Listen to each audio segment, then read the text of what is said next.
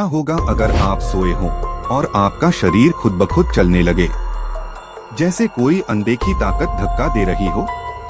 Space station पर astronauts के साथ यही होता दिखता है और इसका राज आपकी सोच से कहीं ज्यादा अजीब है।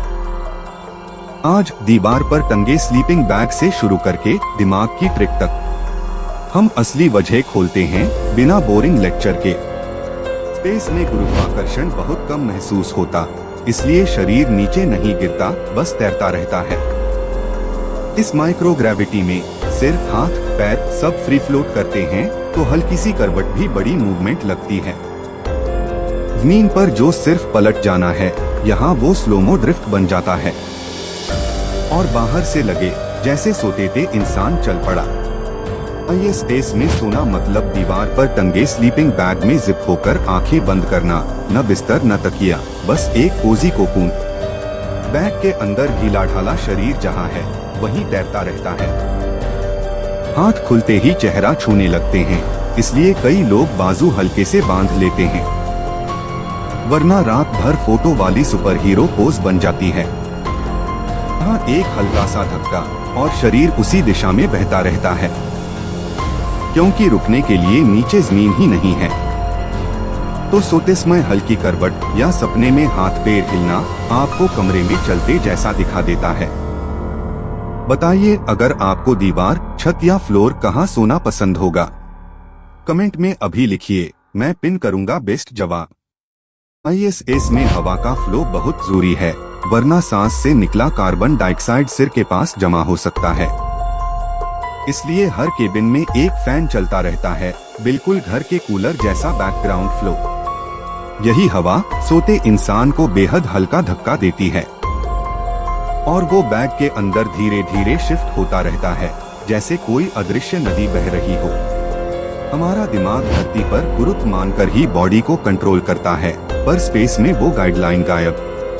कान के भीतर का बैलेंस सिस्टम कंफ्यूज होकर फील देता है कि आप ऊपर नीचे घूम रहे हैं। सपनों में दिमाग पुराने वॉक पैटर्न चला देता है और पैर खुद ब खुद मूव की नकल करते दिखते हैं, जैसे गलियारे में आराम से टहलते जा रहे हूँ। REM स्लिप के दौरान ब्रेन हाई इमेजिनेशन मोड में होता है और मसल्स में छोटे छोटे ट्विचेस आते हैं। जमीन पर ये अक्सर कम दिखते, मगर स्पेस में हर किक साफ नजर आती है। कैमरे पर यही छोटी हरकतें चलना लगती हैं, जबकि हकीकत में इंसान उसी जगह जिंदा है और बस सपनों में एडवेंचर चल रहा है। इनमें कसरत अनिवार्य है ताकि हड्डियां और मसल्स कमजोर न हो। एस्ट्रोनॉट रोज करीब 2 घंटे वर्कआउट करते हैं, ये एक अच्छे जिम सेशन जितना टाइम होता है। इसी रूटीन की मसल मेमोरी रात को भी हल्की किखिलाहट ट्रिगर कर देती है और देखने वाले को लगे बंदा तो सोते सोते ट्रैक पर जॉगिंग कर रहा है। बाहर से देखें तो ISS असल में तेज दौड़ता स्टेशन है। स्पीड करीब 28,000 किलोमीटर प्रति घंटा, बुलेट ट्रेन से कई गुना तेज। अंदर आप खड़े नहीं, तैर रहे होते हैं। खिड़की से धरती तेजी से सरकती दिखती है तो दिमाग मोशन को और बढ़ाकर महसूस करता है। यही ऑप्टिकल फील नींद की हलचल को ड्रामेटिक वॉक बना देती है। ISS की ऊंचाई करीब 400 किलोमीटर होती है, एवरेस्ट से बहुत ऊपर, जैसे आसमान का हाईवे। यहाँ सोने के छोटे छोटे केबिन किसी अलमारी जितने टाइट होते हैं, ताकि सामान और इंसान दोनों कंट्रोल में रहें। इस कॉम्पैक्ट जगह में छोटी हरकत भी ज्यादा दिखती है और कैमरे पर लगे आप धीरे धीरे कमरे में चल रहे हैं। नींद का टाइम टेबल प्लान होता है ताकि बॉडी घड़ी सही चले। शेड्यूल में लगभग 8 घंटे स्लीप ब्लॉक मिलता है, घर वाली नींद जितना, बस ग्रेविटी के बिना। शुरुआत में कई लोग बेचैन महसूस करते हैं, पर कुछ दिनों में ब्रेन नया नॉर्मल सीख लेता है और बॉडी कहती है, ठीक है, अब ऐसे ही सोना है। अध्ययनों में पाया गया कि शुरू के दिनों में कई एस्ट्रोनॉट कम सो पाते हैं, लगभग 6 घंटे के आसपास, ऑफिस की शॉर्ट शिफ्ट जितना। वजह, नया माहौल, तैरता शरीर और तेज दिन रात के चक्र। जैसे जैसे ब्रेन एडेप्ट होता है, क्वालिटी सुधरती है और रात की वॉकिंग हरकतें भी कम हो जाती हैं। ISS का पहला मॉड्यूल 1998 में शुरू हुआ। वो दौर जब हम सीडी पर गाने सुनते थे और मोबाइल स्मार्ट नहीं थे। तब से स्पेस में रूटीन बनाना सीखते सीखते इंसानों ने स्लीप सेटअप, एयर फ्लो और लाइटिंग तक को ट्यून कर लिया। नतीजा बेहतर नींद, कम चक्कर और कैमरे पर कम चलना। स्पेस में फ्लूइड ऊपर की तरफ शिफ्ट होते हैं, चेहरा थोड़ा फूला सा दिखता है, नाक बंद सी लगती है। ऐसे में कई लोग माउथ या नोज के पास हवा का फ्लो पसंद करते हैं ताकि सांस फ्रेश लगे। एयर वेंट की सही पोजीशन नींद की क्वालिटी बढ़ा देती है और सोते चलने जैसी हरकतों को भी शांत रखती है। कार्बन डाइऑक्साइड जेबे बने तो सिर भारी लग सकता है, इसलिए वेंट के पास सोना अच्छा माना जाता है। एयर सर्कुलेशन जितना स्मूथ, रात उतनी कंफर्टेबल। यही कंट्रोल्ड हवा बॉडी को हल्का हल्का पुश भी देती है। पर स्ट्रैप्स और जिप इसे सीमित रखते हैं ताकि कोई अनचाहा फ्लोट वॉक न हो। स्लीपिंग बैग आमतौर पर 2-3 पॉइंट पर अटैच किया जाता है, बैकपैक की 2 पट्टियों जैसा फील। ये एंकर्स छोटे छोटे ड्रिफ्ट्स को कंट्रोल करते हैं ताकि रात शांत गुजरे। पैरों के पास फुटलूप्स भी मदद करते हैं और हाथ बाजू में टिके रहें। तब कैमरे पर चलना कम, सुकून ज्यादा दिखता है।